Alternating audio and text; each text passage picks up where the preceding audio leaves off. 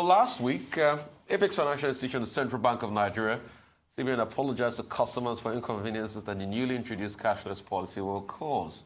And Mayfield Godwin, the governor of the bank, who made the apology at the end of the monetary policy meeting MPC in Abuja, has maintained that the policy will progress as announced. However, the House of Representatives has asked the Central Bank of Nigeria to suspend the charges imposed on cash deposits in the implementation of its cashless policy. The suspension, according to the Federal Parliament, should remain until the Apex Bank has made due consultations with all relevant stakeholders. More so, the micro, small and medium enterprises, MSMEs, are rightly at the center of the decision of the CBN. Thus, this is how the policy will evolve into an economic importance for the MSME remains a major contending issue in the country's economic development threshold. Joining us now on the CBN cashless policy and Nigerian MSME operation is Dr. Olusegun Vincent, former Director of Economic Intelligence Unit in Lagos State and currently a senior lecturer in School of Management and Social Sciences at the Pan-Atlantic University in Lagos. Welcome very much, sir. All right. It's a pleasure to always have you and when we discuss issues like this. A lot of people are saying, why will the CBN, in a bid to deepen a cashless transaction, place tough sanctions on cash deposits? A lot of people say that once you incentivize the market, automatically people will move cashless. I mean, a case in point is the case of Zimbabwe.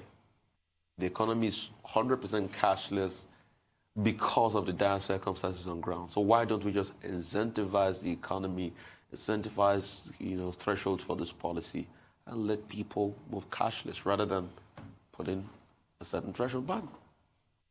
Thank you for having me. I think what CBN has done is timely and very, very important at this particular point in time to migrate to the next phase of our payment system in the country. If you remember clearly, this was initially introduced in 2012. Subsequently, it was suspended, paving way for internet penetration, alternative payment platform, and I think in CBN thinking, believe that the country is really of age, that we now migrate from that cash-based economy to cashless economy. Not fully cashless per se, because we still have some, they've only come out with limits. The extent to which we can handle cash in few states of federation and FCT. I think there is nothing bad in that. We have many alternative platforms via ATM, via POS, mobile banking. There are quite a lot of this in the states where this particular policy is to take effect. For instance, in Lagos State, the telephone and mobile penetration is very, very high, equally in other states. So I think to deepen our strategy in the area of financial inclusion in the country, we've got to actually help people to migrate, and that's what CBN has done. But the only thing, the only knock on the head for CBN is probably there should be some level of reminder, some level of education and communication again, not just to study. Why should it always be punitive? So I'll take you back to 2012. When the cashless policy started in full swing 2012, for using point-of-sale transactions and some other online sources, in fact, you were giving a certain bonus to be able to incentivize your use. I remember vividly, when you use point-of-sale transactions, you are given a certain bonus. But a lot of people are saying, why should you say a percentage threshold for a certain level of cash transaction? Why don't you just give them incentives to be able to make them migrate? I mean, the most cashless economy in the world today is Sweden, with over 70% penetration. Sweden didn't use this method. this punitive method? I don't think the measure is punitive. And actually, when MSMEs are complaining. When you are coming out with policies, you have to consider your own peculiarity in terms of the national peculiarity in the country and equally our socio-cultural tendencies. I think what CBN has done is actually not punitive because who are these people called micro, small and medium enterprises? And what is the volume of transaction done? For instance, you are allowed as individual, you are allowed to deal in 500,000 and below. And for a company, you should note that some of these MSME, they are limited liability companies too, incorporated. And you are giving that leeway of about 3 million naira to deal with. Then what else do you need? And equally, over time, CBN must have done its research, and I must have known that over time, give or take, the volume of transaction done in a day for this category of people or businesses that have not migrated to the cashless realm, that is about what they deal with. And all right. We'll go for a quick break. We'll come back and talk more about this. We've got Olusegun Vincent with us. We'll be right back.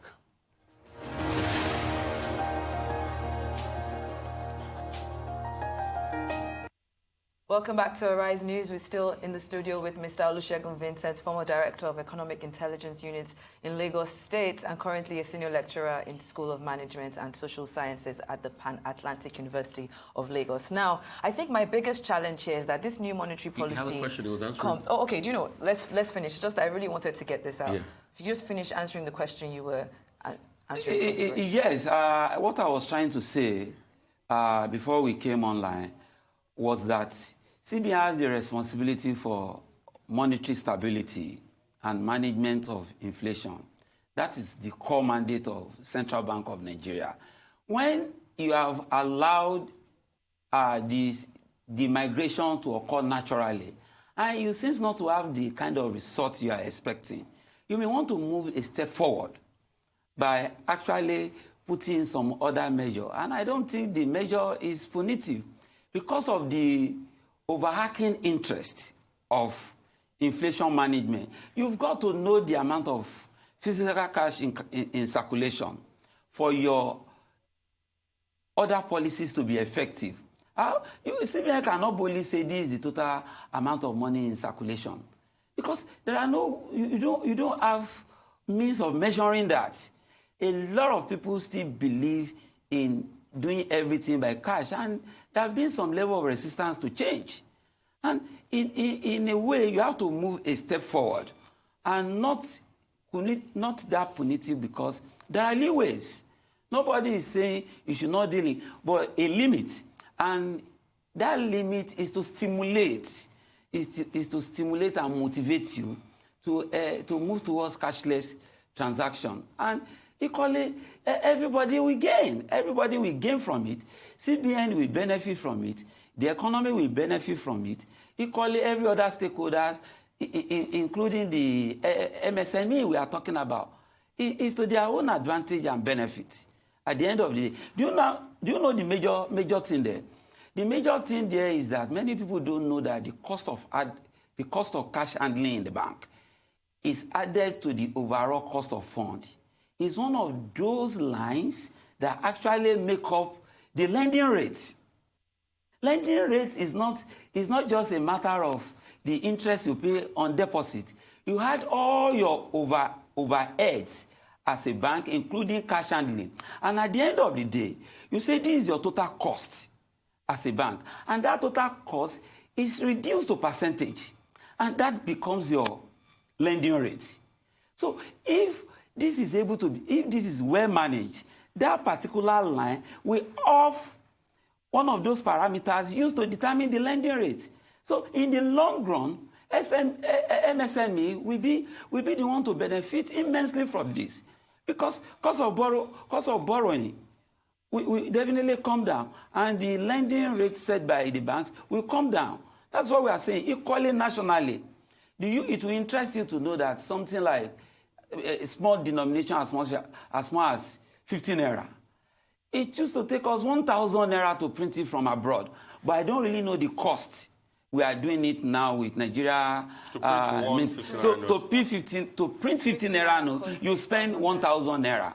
People don't, you spend billions of naira. Nigerian security minting and printing company. That is why we are just printing everything in-house now. Before we used to print from the foreign companies. But now, since government insists that we have to print from our security printing and minting. Okay, Shayton's gone. Yes. So I think my biggest challenge here is that this new monetary policy comes at a time where the government is also imposing taxing on online payments platforms. So you say that it's a good thing for MSMEs. However, the citizens are being double charged. Don't you think the timing of this policy is conflicting with the fact that there are imposed tax charges that are coming on if we want everything to now be online, so to speak? Definitely, the online adding of VAT has always been an income leakage. It has always been income leakage. You that you don't transact online, you suffer VAT, you suffer VAT. And transaction online should be exempted from VAT.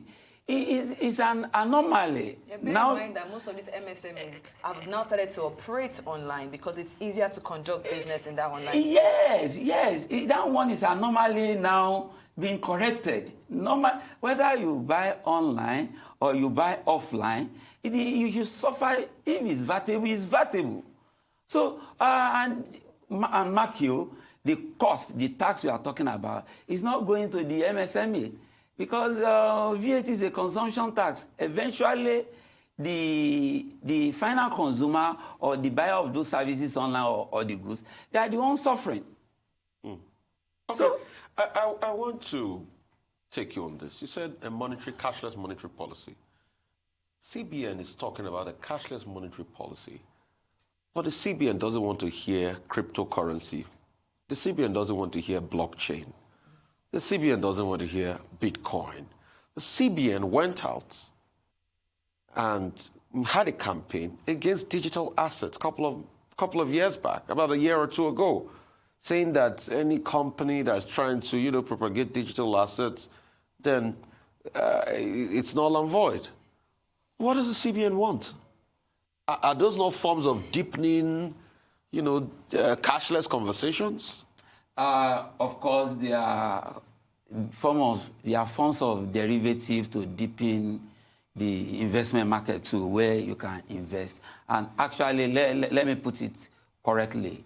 CBN did not actually go against transaction in the area of Bitcoin. But what CBN is talking about that in Nigeria, they are still trying to come up with policy, comprehensive policy that will govern that space.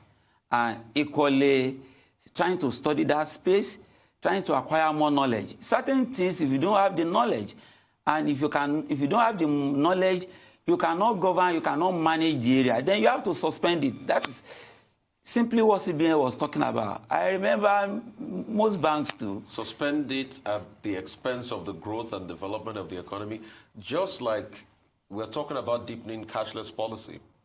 I was with Dr. Tule on the show a couple of months back when I asked what's the robust policy base as regards people that want to start, below the cuff financial transaction companies. The CBN tells them to go and bring 1 billion deposits. Is that how to deepen cashless? I mean, people that want to say, we create a platform for you to be able to transact, use our platform and gateway, the likes of Paystack and Flutterwave. The down deposit for that is 1 billion. Is that how to deepen cashless policy? Really? Why is that all the laws are punitive? You may not really know what's actually going between the lines when you talk about that. And for CBN to ask a company to come with a down deposit of about 1 billion naira, there will have been some calculations, there will have been some issue of cash collateral.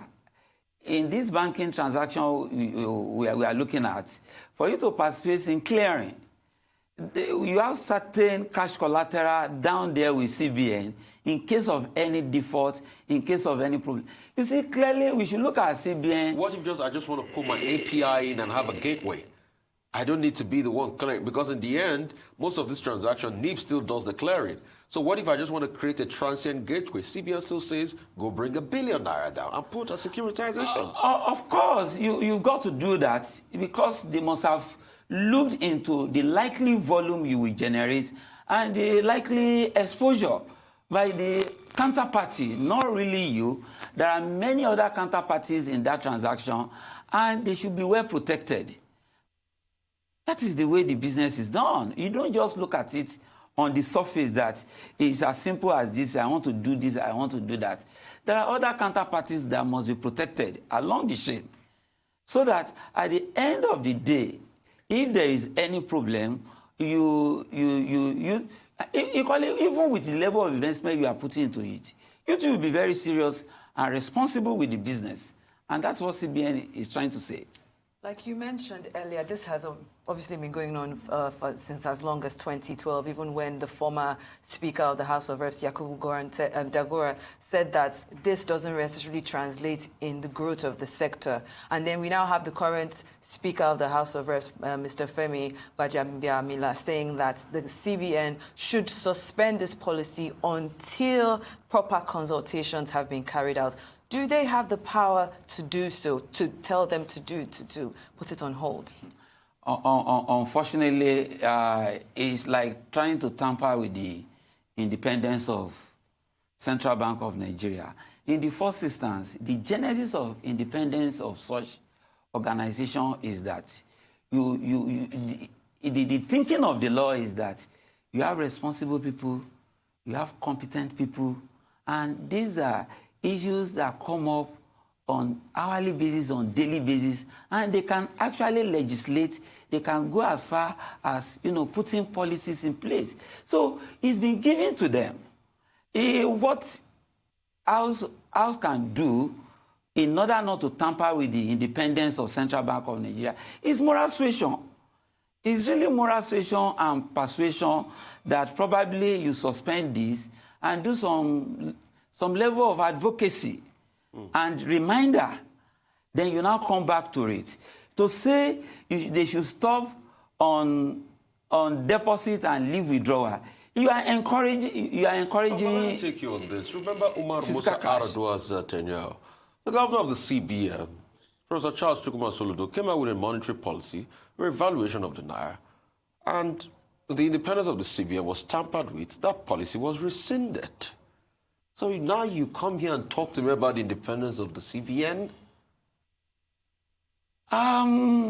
You probably don't use abnormal situation to generalize. Normally, in advanced economy, the moment you are giving the independence, that independence to legislate, to execute, to actually come up with a policy that is capable of advancing the economy. You don't really interfere. It's only it's still sign of probably underdevelopment. Or that's why we are called development economy. It was done in that situation. It was done. A monetary policy pronouncement that the CBN governor made was rescinded in this country. Of course. I'm saying it should not be an ideal situation, and that shouldn't be what we should be looking at.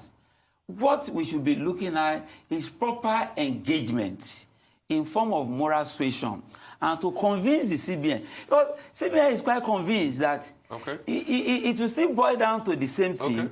Then you encourage. Okay. We'd like to say thank you, Dr. Olusegun Vincent. We're definitely going to have you here again. It's time for a short break.